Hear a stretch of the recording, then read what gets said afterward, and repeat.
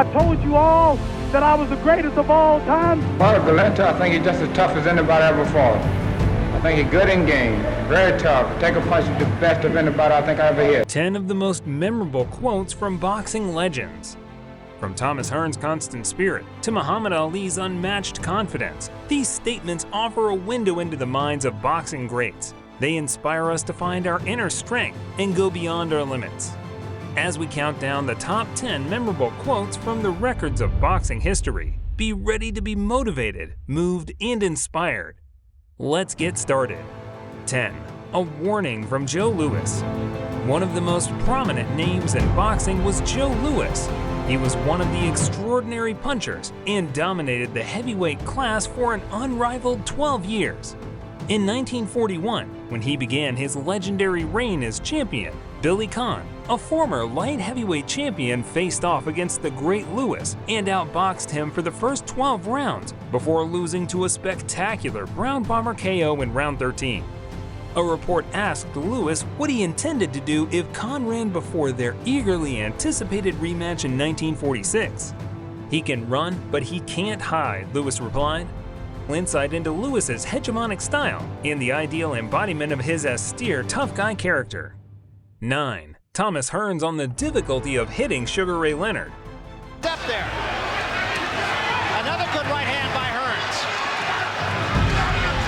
Hearns. This piece comes from the excellent book of Four Kings by Roger Kimball, which details the 1980s competition between Ray Leonard, Thomas Hearns, Roberto Duran, and Marvin Hagler. In their first encounter, Leonard was ahead of Hearns until a stunning comeback by Leonard resulted in a round 14 TKO victory. Hearns felled Leonard twice during their 1989 match, and many observers believed he should have won despite the match ending in a tie. Hearns was the only person who possessed Sugar Ray Leonard's phone number. But when questioned subsequently as to why he hadn't used his deadly right hand more frequently against Leonard, the hitman responded, "He kept moving off to the side, so I couldn't hit him with the full force of the punch. I still haven't hit him with my best shot. Why didn't I try to land more right hands? Basically, because I don't throw a punch if I know it won't land." 8. Sugar Ray Robinson on rhythm. White Trunks, the light heavyweight champion from Ohio, looks even bigger.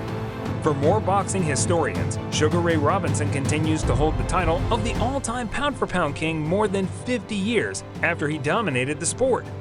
Robinson displayed amazing footwork, speed, and defense, and had powerful fists. Robinson, a well-known jazz enthusiast known for his dancing prowess, essence of the sweet science to one critical component that had to be mastered. Rhythm is everything in boxing. Every move you make starts with your heart. 7. Jake LaMotta and Sugar Ray Robinson. The battle by LaMotta to constantly bore in and punch strictly for the stomach during the early rounds. Only Joe Frazier and Muhammad Ali may have surpassed the Jake LaMotta-Sugar Ray Robinson rivalry as the best in the sport's history. The greatest pound-for-pound boxer of all time, Robinson, won 5 of the 6 battles, but LaMotta handed Robinson his first defeat and caused Sugar Ray more problems than any other boxer in his peak. Later, LaMotta dabbled in stand-up comedy and public speaking, and this fierce rivalry gave him one of his best lines. "The 3 toughest fighters I ever fought were Sugar Ray Robinson, Sugar Ray Robinson, and Sugar Ray Robinson. I fought Sugar so many times, I'm surprised I'm not diabetic." 6. Tex Cobb on Ernie Shavers. The punches were not hurting him that much, plus those punches were in the back of the head. In the 1970s and 1980s, Tex Cobb was a hard-nosed journeyman heavyweight who later made an excellent profession as a character actor. Cobb was well known as a boxer for 2 things: his ability to take a battering and his delivery of some of the best quotations of his time. When he remarked, Cobb vividly described the effects of a powerful heavyweight puncher. Ernie Shavers could punch you in the neck and break your ankle. 5. George Chuvall on fighting Muhammad Ali. One of the hardest heavyweights in the 1960s and 1970s was George Chuvall, a Canadian who never reached the championship level. One of the most overlooked masterpieces of this division's history is his debut matchup with Floyd Patterson. Chuvall lost both battles with Muhammad Ali after being completely outclassed on the scorecards. Later, when he looked back on their first altercation, Chuvalo was at the height of his cocky, tough man persona. He went to the hospital with bleeding kidneys, and me, I went dancing with my wife. 4. Cus D'Amato on self-defeat. The famous boxing coach Cus D'Amato.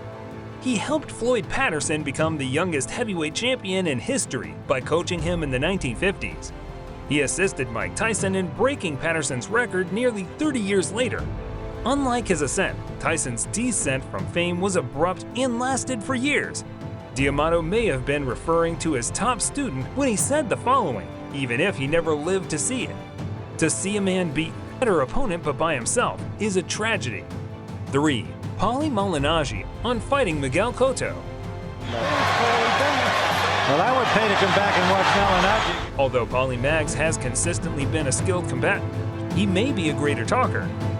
After losing to Miguel Cotto in 2006 for his first career defeat, he spoke about one of the greatest things in sports history. Even though Malignaggi is the true New Yorker, the battle took place in Madison Square Garden, where Cotto enjoyed an unparalleled level of popularity. The audience applauded each strike Cotto delivered throughout the strenuous fight. According to a quotation from Malignaggi in Thomas Hauser's collection An Unforgivable Sport, fighting Cotto in the Garden is like fighting the devil in hell. 2. A.J. Liebling on Joe Louis. One of the best prose writers to have ever written about boxing is A.J. Liebling. When Liebling wrote the following about the aging ex-champ, he was speaking for an entire generation of fans. When Louis knocked Savold out, I came away singularly relieved. As if I, rather than Louis, had resisted the erosion of time. As long as Joe could get by, I felt I had a link with an era when we were both a lot younger.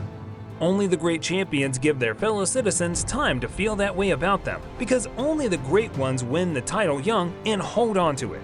1. Muhammad Ali on winning and losing. He may be deciding whether he's going to stop the fight. He is stopping the fight.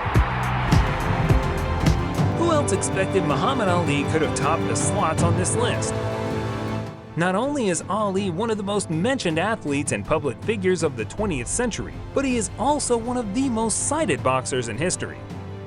On the subject of winning and losing, one of Ali's finest quotations is found here. These words, more than anything else, seem to explain how his incredible career was ever imaginable to us. Only a man who knows what it's like to be defeated can reach the bottom of his soul and come up with the extra ounce of power it takes to win when the match is even.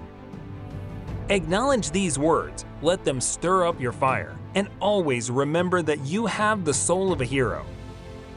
Just like these boxing heroes, keep battling, keep believing, and leave your impact on the world.